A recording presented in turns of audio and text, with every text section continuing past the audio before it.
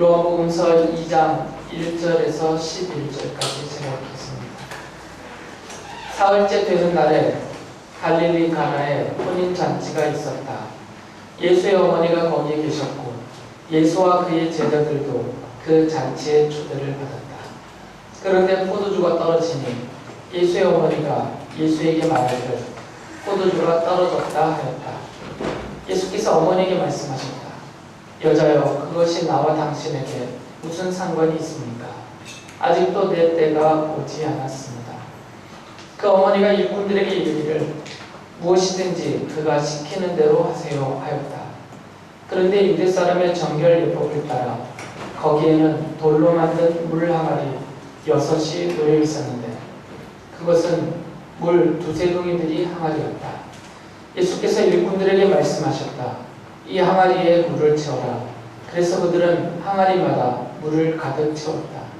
예수께서 그들에게 말씀하시기를 이제는 떠서 잔치를 맡은 이에게 가져다 주어라 하시니 그들이 그대로 하였다. 잔치를 맡은 이는 포도주로 변한 물을 맛보고 그것이 어디에서 났는지 알지 못하였으나 물을 떠온 일꾼들은 알았다. 그래서 잔치를 맡은 이는 신랑을 불러서 그에게 말하기를 누구든지 먼저 좋은 포도주를 내놓고 손님들이 취한 뒤에 덜 좋은 것을 내놓는데 그대는 이렇게 좋은 포도주를 지금까지 남겨두어 보려 하였다. 예수께서 이 첫 번 표징을 갈릴리 가나에서 행하여 자기의 영광을 드러내시니 그의 제자들이 그를 믿게 되었다.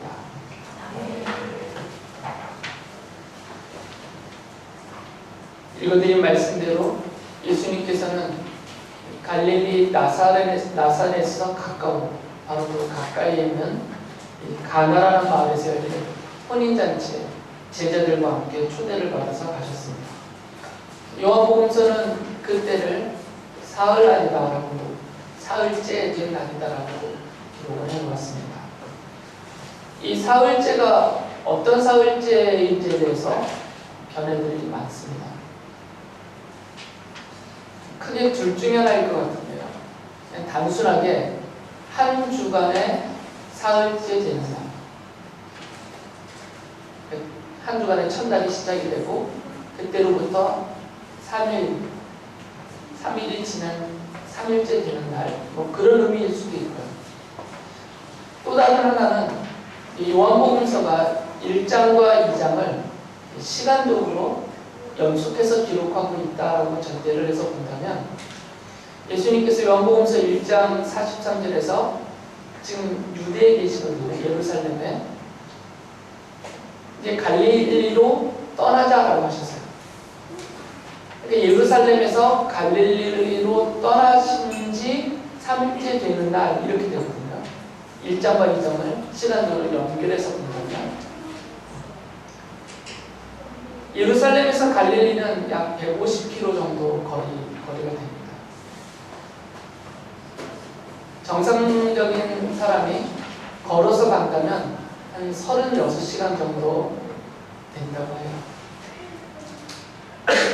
근데 그 당시에는 도로 사정이 안 좋았죠. 지금 도로 사정으로 걸어서 36시간이니까 도로 상태가 안 좋고 또 중간에 잠도 주무셔야 되고 또 쉬기도 하셔야 되기 때문에 그렇게 따진다면 예루살렘을 떠나서 3일째 될 때에 갈릴리에 도착하셨고 그때 가나에서 열린 이 혼인잔치에 참석하신 것이 되죠. 아마 이 둘 중에 하나일 것 같습니다. 예수님께서 제자들과 함께 혼인잔치에 가셨을 때 마리아는 이미 그곳에 있었어요. 예수님과 함께 간 것이 아니라 예수님이 가셨을 때 예수의 어머니 마리아는 이미 그 잔치집에 먼저 가 있었던 거죠. 당시 유대인의 이 혼인 결혼식의 풍습을 보면 가난하지 않은 좀 넉넉한 그런 보통의 유대인 가정에서는 혼인 잔치를 일주일 정도 한다고 해요. 더 부자들은 그 기간을 좀 더 늘리기도 하고요. 보통의 가정에서는 한 일주일 정도 잔치를 하면서 가족뿐만 아니라 친족들 그리고 마을 사람들 그리고 좀 명망이 있는 좀 유명한 분들을 초대를 합니다. 그래서 아마 예수님께서도 갈릴리 출신이니까, 그리고 나사렛과 가나는 가깝거든요.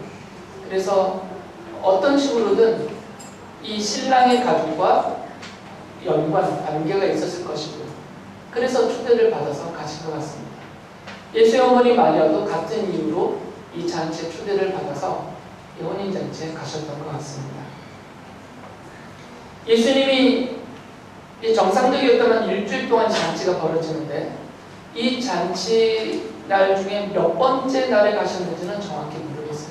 왜냐면 이 사흘째가 일주일의 시작부터 사흘째면 한 주간에 세 번째, 잔치는 보통 첫날부터 시작이 되니까 안식일날 잔치는 안 하거든요. 안식일이 되다가 첫날부터 잔치를 하니까, 그렇게 따진다면 안식일이 지나고 나서 3일째 되는 날이 되겠지만, 예루살렘에서부터 떠났다고 그러면 정확히 그것은 측정하기 어렵습니다.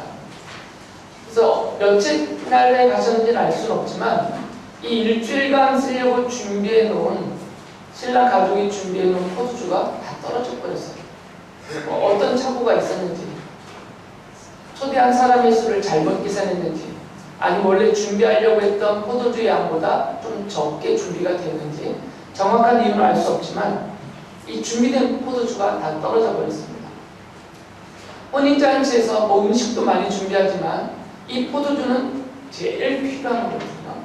가장 필요한 준비물인데, 이게 떨어졌다는 것은 잔치 전체에서 큰 문제가 되는 거죠. 쉽게 구하기가 어려우니까 이거는. 그리고 이렇게 큰 문제인 이 포도주가 떨어졌다는 사실은 신랑 가족이나 아니면 아주 친밀한 관계에 있는 소수의 몇 사람만 알 수 있는 일이에요. 이를 손님들한테 다 알리지 않으니까. 그런데 예수의 어머니 마리아는 이 사실을 알았어요. 그리고 포도주가 떨어졌다라고 예수님께 말씀을 하셨죠. 그것을 본다면 이 예수의 어머니 마리아는 단순히 그냥 초대를 받고 그 잔치집에 간 손님이 아니라 그 신랑의 가족과 긴밀한 사이다라는 것을 짐작할 수가 있겠죠. 왜냐하면 이건 큰 문제거든요. 포도주가 떨어진 일은. 그리고 이것은 가족과 가까운 사람들만 알 수 있는, 소수의 사람만 알 수 있는 일이기 때문에요. 또 한 가지를 보면 마리아가 그 집의 일꾼들에게 일을 시켜요. 가서 예수께서 무엇이든지 시키는 대로 하세요라고 말을 하거든요. 그런데 일꾼들은 마리아의 말을 그냥 바로 듣고 예수님께 가고, 또 예수님께서 시키시는 일을 이 일꾼들이 바로 하잖아요. 이런 것을 보면 이 마리아가 그냥 단순한 축하로 간 손님이 아니라 어느 정도 그 혼인잔치에서 책임을 지고 있는 그런 어떤 책임 있는 일을 맡고 있었다는 것을 짐작할 수가 있습니다. 그러니까 일꾼들이 손님이 시킨다고 무조건 하지 않잖아요. 주인의 말을 듣는 사람들이니까.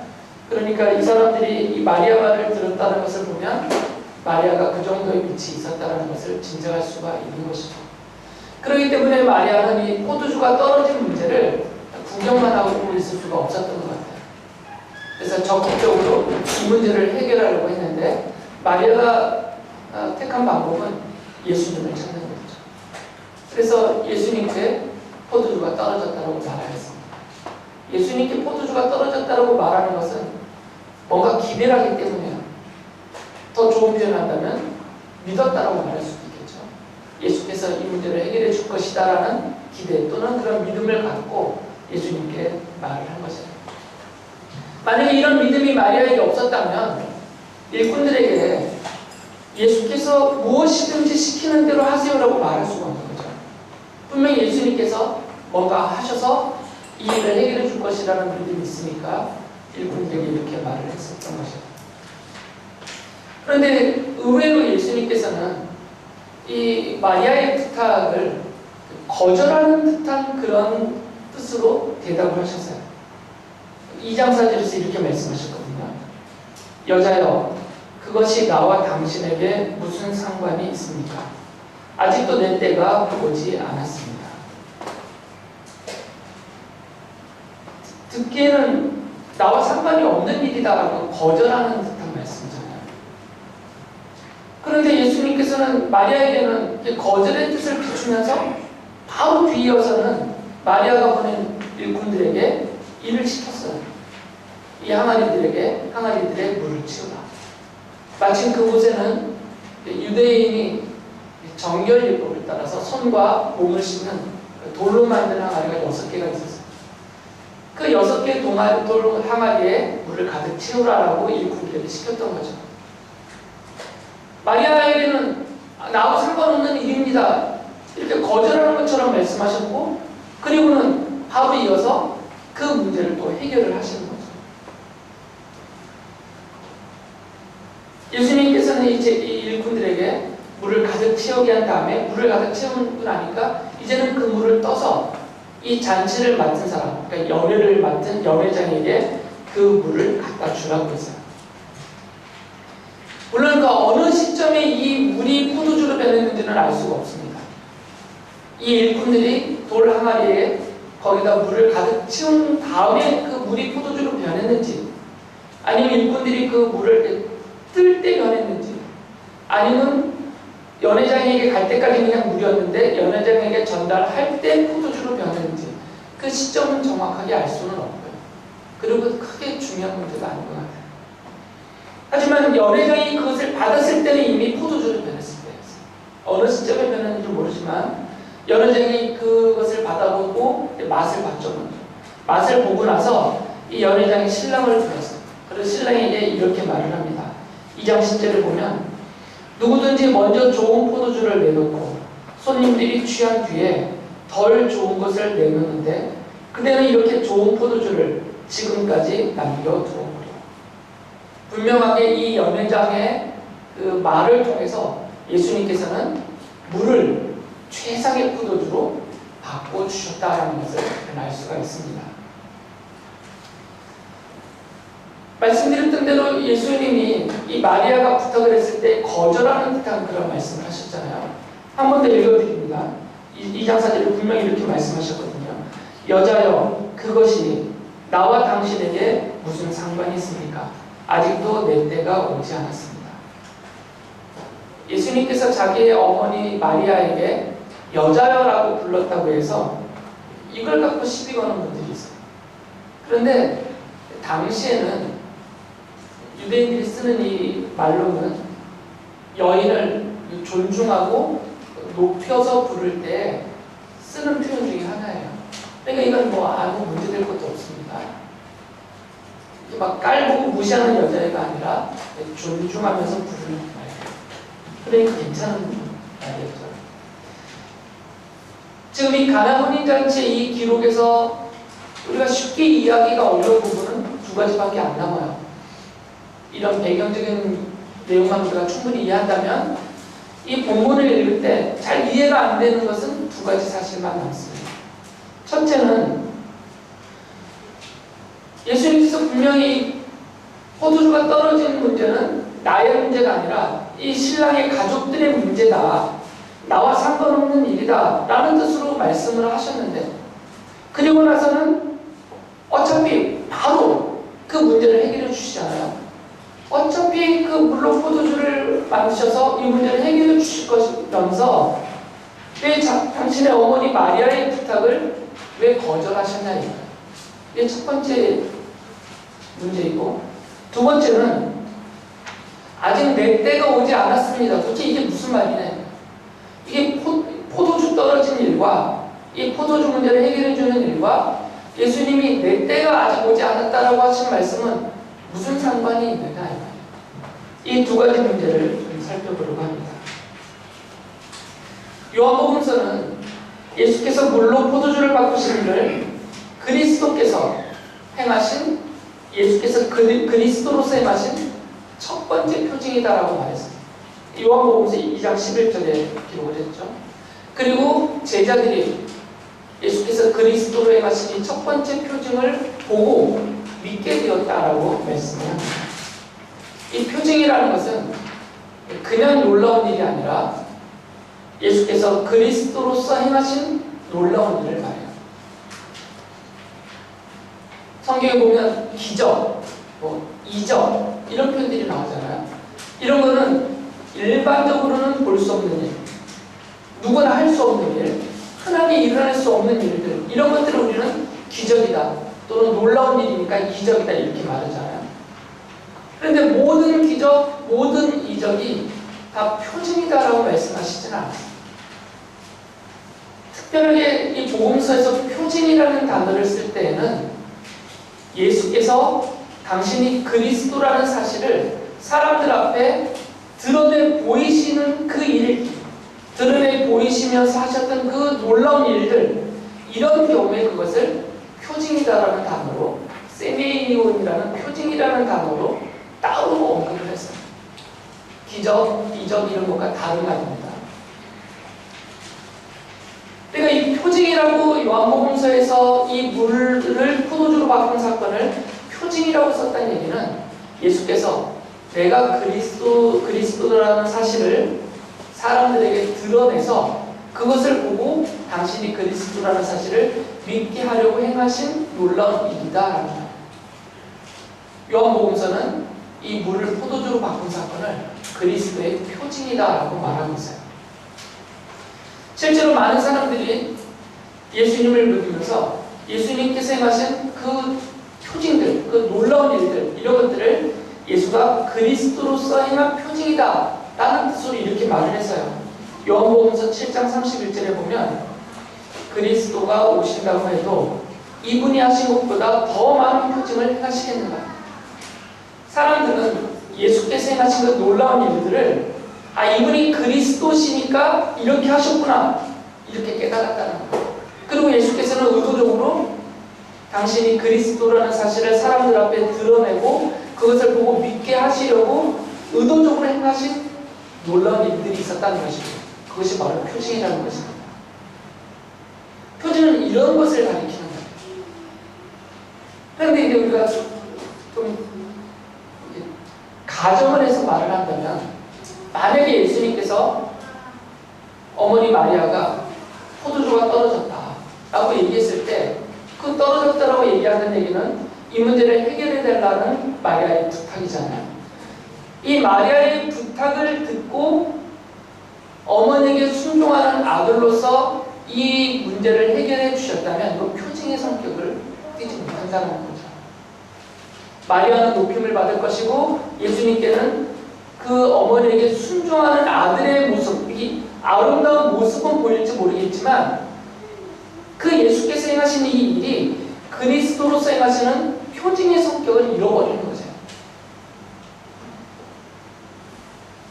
마리아가 부탁을 했기 때문에, 원래는 예수님께서는 이 물을 포도주로 바꿀 생각과 계획은 아예 없었던 분이셨는데 마리아가 부탁을 하니까 순종하는 아들로서 그 문제를 해결하기 위하여 살펴보다가 마침 돌 항아리 6개가 있으니까 그럼 물을 재고 떠가게 하라, 이런 식으로 하신 일이 아니다라는 거죠.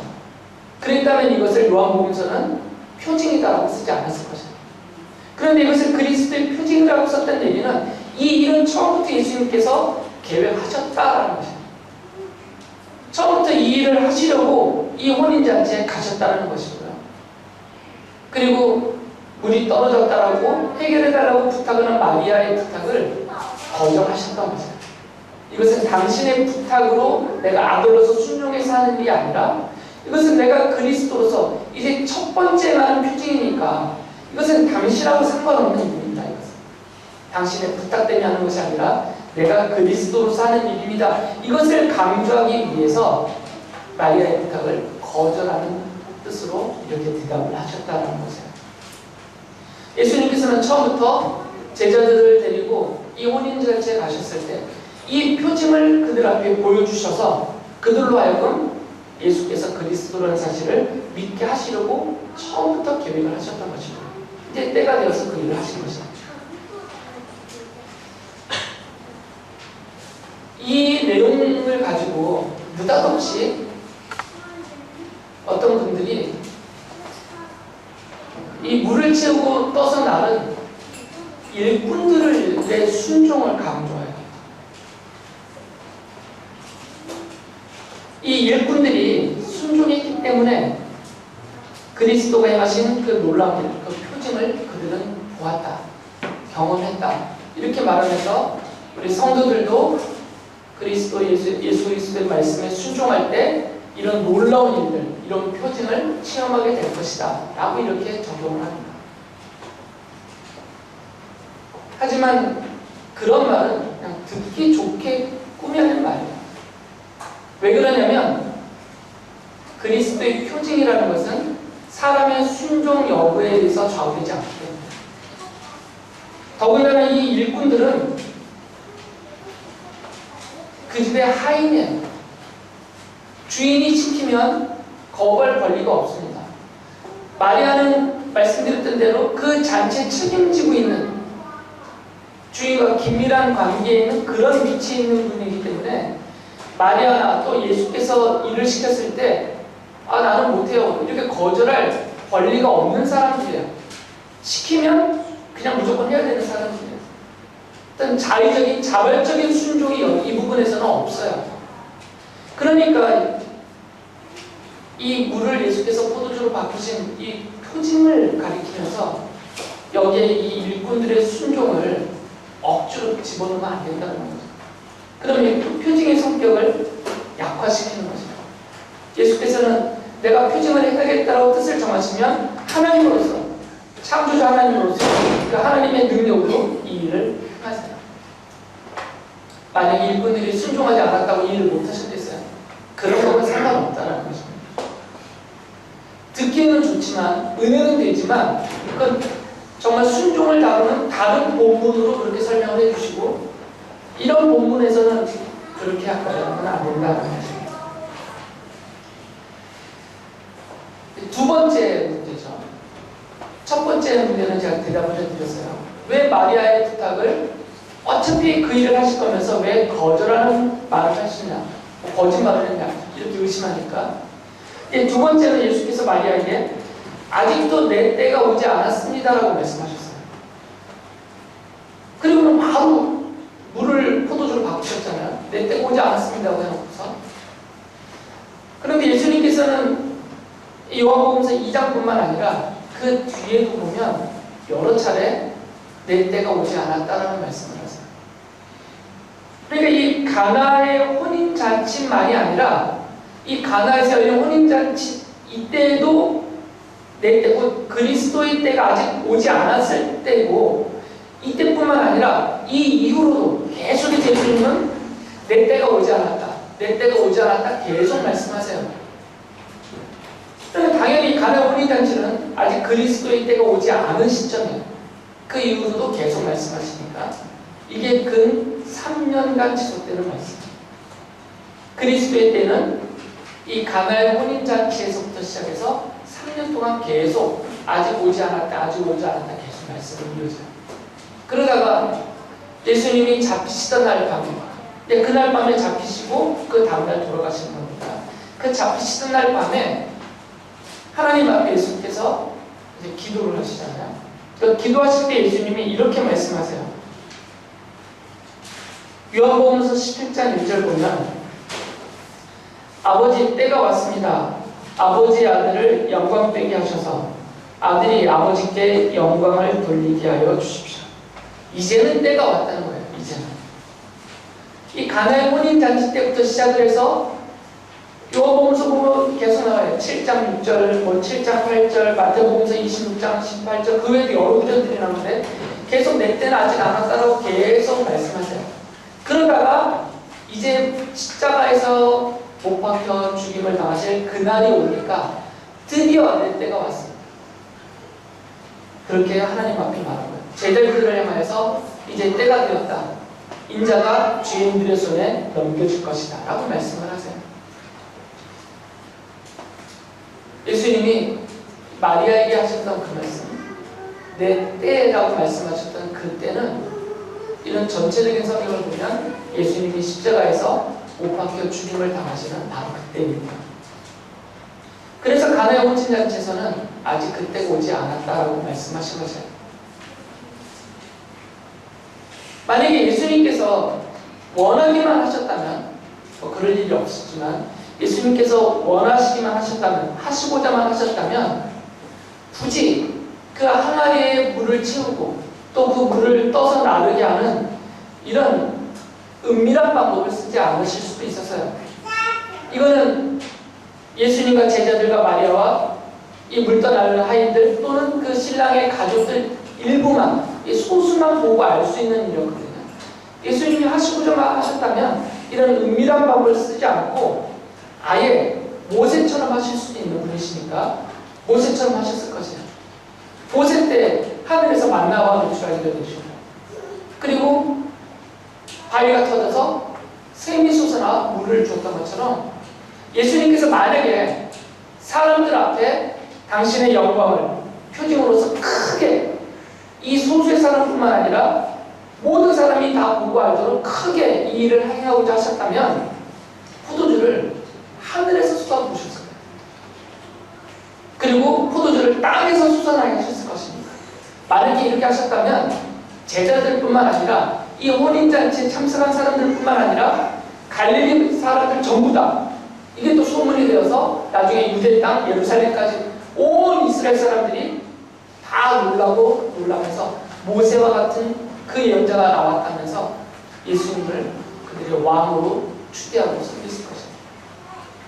그런데 예수님은 그렇게 세상 나라의 왕이 들어오신 분이 아니라 십자가에서 죽으시고 오신 분이니까 십자가에서 죽으실 그 때를 정해놓고 이제 가나의 혼인잔치부터 표징을 행하시면서 가시고 계시는 것이기 때문에 이렇게 안 하셨다는 거예요. 그래서 은밀하게 행하신 거죠. 은밀하게 행하시고 그것을 가까이 있는 제자들이 보고 믿게 하셨던 거죠. 그러니까 소수의 사람만 믿고 하게 하신 거죠. 이건 그리스도의 때가 아직 오지 않아요. 그렇게 본다면 예수님께서 가나의 혼인잔치에서 물을 포도주로 바꾸시는 이 첫 번째 행하신 그 표징은 이제 그리스도의 때가 시작되었다라는 것을 알려줍니다. 이제 그리스도로서 시작하셨습니다. 이제 시작을 하신 거예요. 그리고 그때는 그 3년이 지난 다음에 십자가에서 죽으심으로 완료가 됩니다. 가나의 혼인잔치는 그런 성격을 갖고 있습니다. 예수께서는 이 첫 번째 표징을 이 가나에서 행하신 다음에 그 이후로는 바로 예루살렘과 갈릴리, 유다 지역을 오고 가시면서 많은 표징을 그리스도로서 행하셨어요. 요한복음서 2장 23절에 보면 많은 사람들이 그 표징을 보고 예수님을 믿었다라고 기록을 하고 있습니다. 이렇게 기록되어 있어요. 예수께서 6월달에 예루살렘에 계시는 동안에 많은 사람이 그가 행하시는 표징을 보고 그 이름을 믿었다. 물론 그 수많은 표징을 보고도 믿지 않는 사람들도 있었어요. 요한복음서 12장 37절이 그 사실을 말합니다. 예수께서 그렇게 많은 표징을 그들 앞에 행하셨으나 그들은 예수를 믿지 않아요. 그러니까 표징을 보면 누구나 믿는 게 아니에요. 예수께서 그리스도로서 행하시는 그 표징을 보고 믿는 사람과 믿지 않는 사람들이 나눠지는데 하나님이 자녀 삼기로 택하신 사람들은 그 표징을 보고 믿었고 그렇지 않은 사람들은 그 수많은 표징을 보고도 오히려 예수님을 적대시하고 죽이려고 했던 것이죠. 예수님께서는 세례자 요한이 말한 대로 세상대를 지고 가는 하나님의 어린 양으로서 당신이 정하신 십자가에서 죽임 당하시는 그 때를 향하여 나아가셨어요. 이제 이 갈릴리 혼인잔치에서 그 걸음을 떼신 것이죠. 첫 번째 표징을 가시면서 바로 예수께서 정하신 그때 십자가에서 우리를 위해서 죽으셨습니다. 바로 그때가 그리스도의 때이고 바로 그때가 우리의 구원이 이루어진 때입니다. 예수께서는 이 가나의 혼인잔치뿐만 아니라 갈릴리와 유대 온 땅을 다니면서 사람들로 하여금 예수님을 믿도록 그들 앞에 표징을 행하여 주셨습니다. 그리고 그 표징들 중에서 가장 완전한, 가장 최고의 표징은 바로 십자가입니다. 예수님께서 십자가에서 죽으시면서 그리스도로서 당신을 완전하게 우리에게 드러내 주셨고 우리는 그 십자가의 복음, 이 십자가의 표징을 보고 듣고 배우고 알아서 우리는 믿고 바로 그 예수님이 창조주 하나님이시며 우리를 위해서 세상 모든 죄를 지고 가신 하나님의 어린 양으로서 우리를 위해서 십자가에서 죽으셨다는 것을 우리는 믿고 우리가 하나님의 자녀, 하나님의 백성으로 구원을 얻었습니다. 우리에게는 이 믿음이 있습니다. 그리고 이 믿음으로 우리는 예수님을 믿고 섬기며 따릅니다. 그럴 때 여러분들에게 놀라운 일들이 나타날 거죠. 이 가나 혼인잔치에서 일어났던 그 큰 문제, 우리들은 별로 실감이 안 되지만 그 잔치를 주관하고 있는 신랑의 가족에게는 너무나 큰 문제, 잔치가 파토날 것, 이런 표현입니다. 잔치가 망할 수도 있는 그런 상황입니다. 그 가장 그들에게는 그 당시 큰 문제였는데 그 심각한 문제로 예수께서 해결을 해주셨잖아요. 그것처럼 우리를 구원하신 주님께서 우리가 사는 인생 여정에서 우리 앞에 닥치는 또 우리 앞에 일어나는 그리고 우리 앞길을 막는 그런 문제들이 많이 있는데 작고 큰 그 많은 문제들도 창조주 하나님이신 우리 주님께서는 해결해 주실 수 있는 분이세요. 그것을 믿으라는 거죠. 그런 믿음을 가지고 여러분 앞에 생긴 문제들이 있으면 홀로 짊어지고 혼자 힘들어하고 혼자 쓰러지지 마시고 주님께 기도하면서 주님께 도와달라고 부탁하면서 마리아가 주님을 찾았던 것처럼 주님을 찾는 그런 믿음으로 이 문제를 해결받고 또 주님의 은혜와 사랑을 날마다 누리며 살아가는 그런 성도님들 모두 되시기를 바랍니다.